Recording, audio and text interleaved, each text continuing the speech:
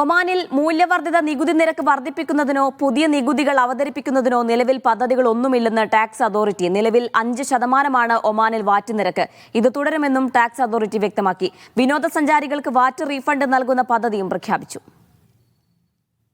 Tax authority സംഘടിപ്പിച്ച മാധ്യമ സമ്മേളനത്തിലാണ് നികുതി നയങ്ങളുടെ ഡയറക്ടർ ജനറൽ അൽ ഷൻഫാരി ഇത് സംബന്ധിച്ച് വ്യക്തത വരുത്തിയത്.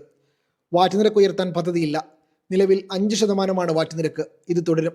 നികുതികൾ ഉയർത്താനോ കുറക്കാനോ നിർത്തലാക്കാനോ ഉള്ള തീരുമാനങ്ങൾ ബന്ധപ്പെട്ട അധികാരികളുമായി ഏകോപിപ്പിച്ചെടുക്കുന്ന സർക്കാർ തലത്തിലുള്ള നയപരമായ കാര്യമാണെന്നും അതോറിറ്റി വ്യക്തമാക്കി.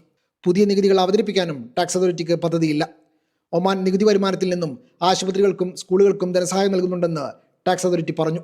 2025 നികുതി വരുമാനം 1.3 ബില്യൺ ഒമാനി റിയാൽ എത്തിയിട്ടുണ്ട്. വിനോദസഞ്ചാരികൾക്ക് വാറ്റ് റീഫണ്ട് നൽകുന്നതിനുള്ള പദ്ധതി ടാക്സ് അതോറിറ്റി പ്രഖ്യാപിച്ചിട്ടുണ്ട്. ഈ സേവനങ്ങൾ നൽകുന്ന കമ്പനികളുമായി ബാധകമായ ചെലവുകളും ശതമാനവും സംബന്ധിച്ച് ഒരു കരാറിലെത്തിയ ശേഷം ടൂറിസ്റ്റുകൾക്കായി സർക്കാർ വാറ്റ് റീഫണ്ട് സേവനം നടപ്പിലാക്കും. ഈ സേവനങ്ങൾ നൽകുന്ന കമ്പനികളുമായി ബാധകമായ ചെലവുകളും ശതമാനവും സംബന്ധിച്ച് ഒരു കരാറിലെത്തിയ ശേഷം ടൂറിസ്റ്റുകൾക്കായി സർക്കാർ വാറ്റ് റീഫണ്ട് സേവനം നടപ്പിലാക്കും. Media 1, Muscat.